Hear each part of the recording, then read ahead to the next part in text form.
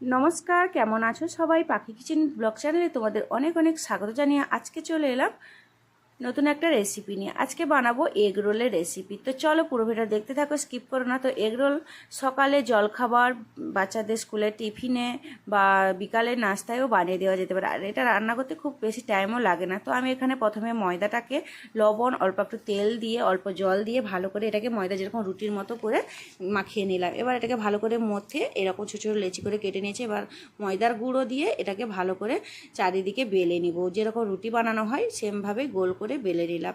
এদিকে দেখো গোল করে বেলা হয়ে গেছে। আর এদিকে আমি একটা ডিম নিয়েছি, ডিমের মধ্যে অল্প একটু গোলমরিচের গুঁড়ো আর একটু লবণ দিয়ে ফেটিয়ে রাখবো। এদিকে কড়াই তো বসিয়ে দিয়েছি গ্যাসের মধ্যে, কড়াই গরম হয়ে গেছে। এবার আমি অল্প একটু তেল দিয়েছিলাম। এবার এক পাশ রুটি ভাজা হয়ে গেছে, আরেক পাশও ভাজা হয়ে গেছে। এবার ওর উপরে দিয়ে দিলাম ডিম, ফেটানো ডিমটা। এবার চারিদিকে একটু তেল ছড়িয়ে দিলাম। এবার আমি রুটিটাকে পাল্টে নিয়েছি। এক পাশ ভাজা হয়ে গেছে, এবার আমি আরেক পাশও পাল্টে নিব। এরকম রুটির উপরে ডিমটা দিলে কি হয়, রুটির মধ্যে ডিমটা লেগে যায় আর এদিক সেদিক ডিমটা ছড়িয়ে যায় না। তো যাই হোক, এক পাশ ভাজা হয়ে গেছে, আমি আর এক পাশও এভাবে ভেজে নিলাম। তো রুটিগুলো বেশ ফুলে উঠছে। আমি এরকম একটু প্রেস দিয়ে এটাকে আমি তুলে নিব ভেজে। তো এরকম করে সব কটা রোলকে আমি ভাজবো। তো আমার একটা রোল তৈরি হয়ে গেছে। এবার আরও একটাকেও আমি সেমভাবে ভেজে নিব। তো এর সঙ্গে আমি সবজি দিব, ওই বিট, গাজর, তারপরে কাঁচা লঙ্কা, পেঁয়াজ আর কুচিয়ে রাখা শসা। তো আমি ওইগুলো সবগুলো কেটে রেখেছি। আর এদিকে আর একটা রোলও সেমভাবে ভেজে তুলে নেব। তো এরকম দেখতেই পাচ্ছ, এরকম ডিমটা দিলে কি হয়, ডিমটা রুটির মধ্যে লেগে থাকে। আর এটা বানাতে খুব বেশি টাইমও লাগে না, খুব কম সময়ের মধ্যে এটা বানানো হয়ে যায়। তো এভাবে আমি সবগুলো রোলকে বানিয়ে নিব। তো এদিকে আমার 3টা রোল প্রায় বানানো হয়ে গেছে। এবার আর বাদ বাকি যতগুলো আছে এবার সেমভাবে আমি এইরকম ভেজে নেব। এদিকে দেখো আমি 3টা রোল তুলে নিয়েছি। এবার এদিকে আমি রোলটাকে নিয়ে এখানে সব সবজিগুলো কেটে রেখেছি।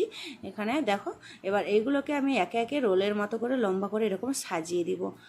তো সাজানো হয়ে গেছে। উপর থেকে একটু লবণ ছড়িয়ে দিয়েছি। আর এদিকে সস দেব, টমেটো সস, আর দেব কাসুন্দি সস।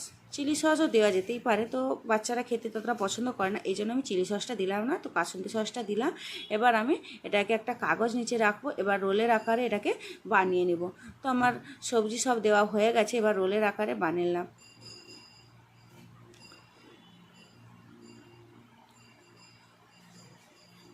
এইভাবে আমি রোল তৈরি করে ফেলাম একটা রোল।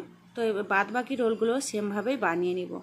তো আমার ভিডিওটি ভালো লাগলে অবশ্যই লাইক করে দিও, আর বন্ধুদের সাথে শেয়ার করো। আর কে কোথা থেকে দেখছো অবশ্যই কমেন্ট করে জানিও। আর ফেসবুক থেকে দেখলে পেজটিকে ফলো করে দিও, আর ইউটিউব থেকে দেখলে চ্যানেলটিকে সাবস্ক্রাইব করে দিও। তো এবার আমি সবগুলো রোল এভাবে বানিয়ে নিয়েছি।